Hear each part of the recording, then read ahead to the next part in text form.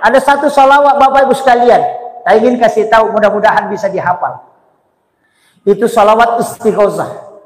Kalau mau bikin acara, khawatir kalau turun hujan, baca salawat ini 33 kali baru berdoa.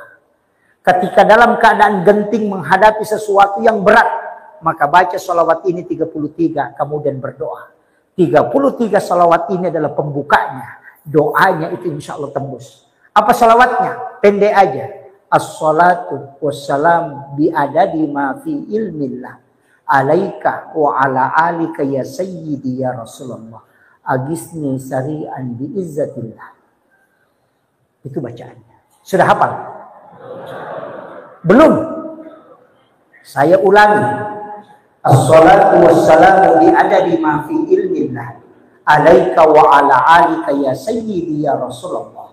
Agisni sari'an bi'izzatillah. Itu salawat istighosah.